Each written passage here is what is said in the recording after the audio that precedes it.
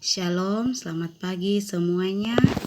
Hari ini kita akan lanjutkan dengan pembelajaran fisika secara online, dan kita akan lanjutkan dari materi yang sebelumnya tentang angka penting dan notasi ilmiah.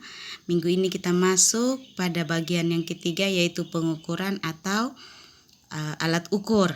Nah, jadi kita lanjut bagian C, pengukuran.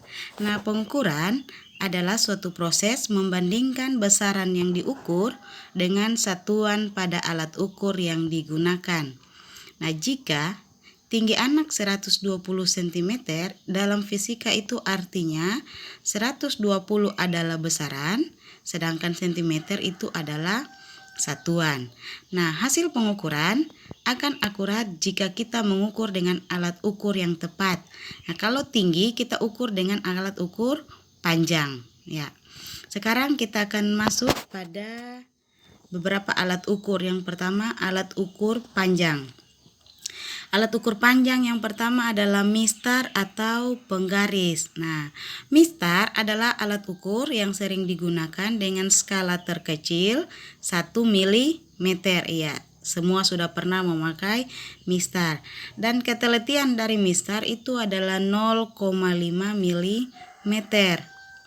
Kalau kita membaca mistar, itu mata harus tegak lurus dengan skala pada mistar.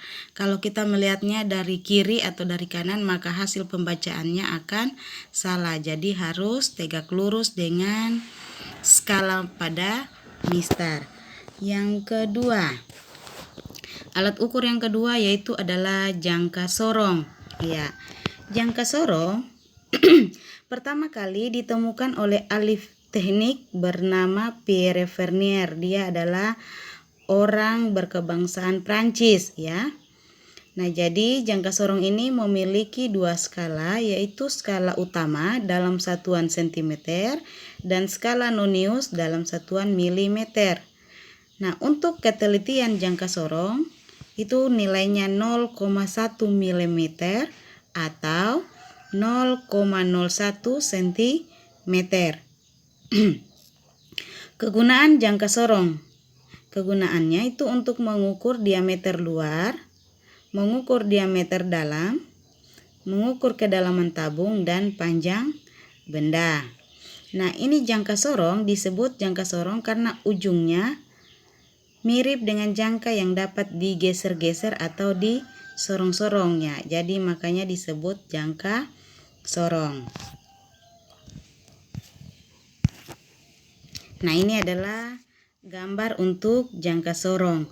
Gambar atas yang ada namanya rahang atas itu untuk mengukur diameter dalam. Jadi tinggal masukkan rahangnya ke dalam benda yang akan kita ukur diameter dalamnya.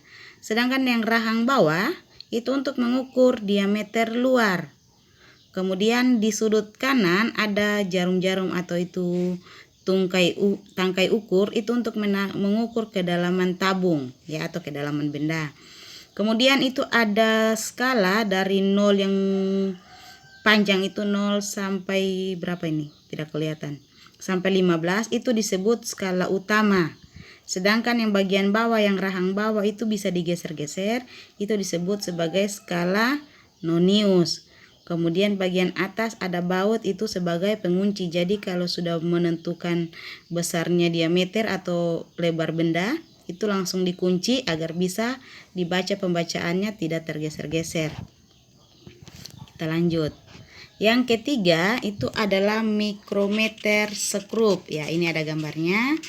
Mikrometer sekrup itu adalah alat ukur ketebalan benda yang relatif tipis. Ya, misalnya seng. Kita mau ukur seng tidak bisa pakai mistar karena dia lebih tipis. Kita mau pakai jangka sorong juga terlalu tipis. Nah, ini fungsinya mau digunakan untuk mengukur yang tipis-tipis seperti seng, kertas, dan lain-lain.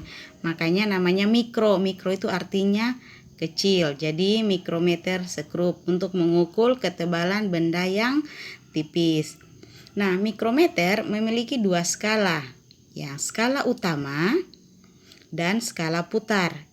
Ketelitiannya 0,01 mm. Nah, ini yang sebelah kanan itu bisa diputar-putar, ada skalanya itu di sebelah yang garis hitam ada skala utama, kemudian yang diputar-putar itu ada skala putar. Yang kedua, kita masuk pada alat ukur massa. Nah, massa itu biasanya sering kita gunakan kalau di sini di kios-kios ada timbangan, di pasar juga ada timbangan namanya ya. Jadi alat ukur massa itu adalah neraca atau timbangan, tapi kita lebih kenal dengan kata timbangan. Nah, contoh-contoh dari neraca itu ada neraca Ohaus, ada neraca analitis, ada neraca dua lengan, ada neraca digital. Kalau neraca Ohaus ini itu untuk mengukur massa benda atau logam. Sedangkan analitis dua lengan ini biasanya mengukur emas, batu kristal, benda, dan lain-lain ya. Kalau neraca digital itu dia langsung terbaca, jadi tidak pakai batu atau digeser-geser, jadi langsung terbaca digital ya. Lanjut, ini ada contohnya di bawah. Kita lanjut dengan alat ukur waktu. Ya, maaf kurang R-nya ya. Alat ukur waktu ini yang ketiga. Nah, besaran waktu diukur dengan jam atau arloji dan stopwatch ya. Jam atau arloji dan stopwatch dengan ketelitian sampai 0,1 sekon. Ya, 0,1 sekon. Jam ini ada macam-macam. Ada yang namanya jam analog, jam digital, jam dinding, ada jam atom. Ya, banyak ya. Kemudian yang keempat itu ada alat ukur kuat arus, ya namanya ampermeter. Ini gambar yang sebelah kanan itu adalah ampermeter. Kemudian yang kelima ada alat ukur suhu atau termometer. Nah, sebelum kita masuk di tugas, kita lihat dulu contoh pembacaan untuk alat ukur panjang. Ya, ada jangka sorong tadi. Jadi kita lihat dulu cara pembacaannya.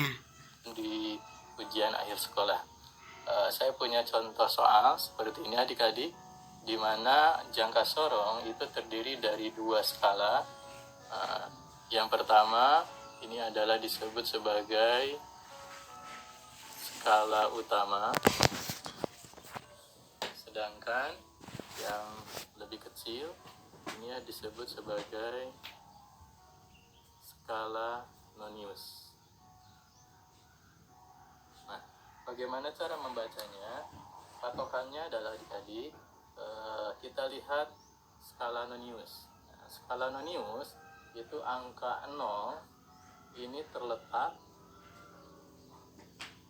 di 3,3, lebih sedikit adik-adik, namun belum sampai di 3,4. Nah, jadi nanti patokannya adalah angka 0 di skala nonius itu ada di 3,3 namun belum sampai di 3,4, sehingga kita tuliskan 3,3. Nah, lalu untuk ketelitiannya adalah cari adik-adik garis skala nonius dan skala utama yang berhimpit atau dalam satu garis. Kalau dilihat di sini adalah angka keempat. Ini satu garis dengan skala utama, skala noniusnya. Nah, ini adalah satu garis atau dia berhimpit. Nah, kita tulis di sini berhimpit. Nah, karena dia berhimpit di garis keempat, maka kita tuliskan 0,04. Nah, kalau misalkan di soal lain dia berhimpit di garis ke-6, berarti dituliskan 0,06. Paham ya adik-adik? Nah, setelah itu barulah kita jumlahkan. 3,3 ditambahkan dengan 0,04, berarti hasilnya adalah 3,34. Nah, jangka sorong ini satuannya adalah dalam sentimeter. Nah, sehingga kita bisa dapatkan untuk perhitungannya atau pembacaan dari jangka sorong tersebut adalah berapa adik-adik? 3,34 cm. Oke, sudah paham? Nah, baiklah, nanti setelah ini kita akan bahas satu lagi materi tentang mikrometer stroke. micrometer screw. Nah, untuk micrometer screw sama seperti jangka sorong, di mana mempunyai dua skala. Nah, ini adalah skala utama, sedangkan yang ini adalah untuk skala nonius. Nah, adik-adik, untuk membacanya dalam micrometer screw, kita lihat patokannya adalah garis yang ini, adik-adik. Nah, kita lihat untuk garis yang ini, pada skala utama dia sudah melewati 5. Nah, ini adalah 5,5, berarti dia sudah melewati 5,5 atau 5,5. Nah, kalau misalkan garis ini adalah masih di sekitar sini melewati 5, maka kita tulis 5. Tapi karena dia sudah melewati 5,5 atau 5,5, berarti kita tuliskan 5,5. Nah, untuk ketelitiannya adik-adik, kita lihat garis pada skala utama dia berhimpit dengan skala nonius pada garis ini adalah garis ke-20, ini adalah garis ke-21, dan ini adalah garis ke-22. Nah, berarti dia berhimpit di garis ke-22. Ini 22. Nah, ini untuk patokannya, cari garis yang berhimpit satu garis skala utama dengan skala nonius. Nah, karena ini adalah garis ke-22, maka kita tuliskan 0,22. Nah, misal pada soal lain dia berhimpit di garis ke-31. Nah, berarti kita tuliskan 0,31. Setelah itu adik-adik, kita jumlahkan. Nah, berarti berapa jumlahnya adik-adik? 5,72. Nah, untuk satuan dari micrometer screw ini adalah milimeter. Nah, sehingga kita dapatkanlah dalam pembacaan mikrometer tersebut adalah 5,72 milimeter. Nah, baiklah adik-adik, berarti cukup sekian untuk materi dari jangka sorong dan mikrometer screw-nya. Terima kasih. Iya, jadi itu adalah pembacaan untuk alat ukur panjang. Ya, jadi ada jangka sorong dan mikrometer. Semoga bisa dipahami. Nah, sekarang kita lanjut.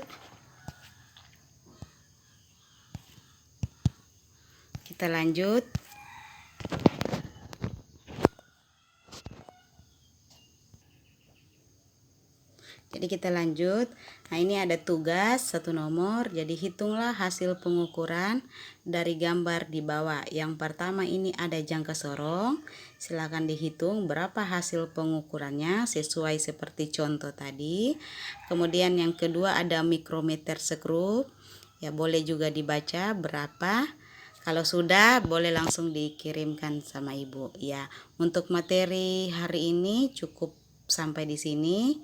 Dan kita akan ketemu minggu depan dengan materi selanjutnya. Shalom, terima kasih.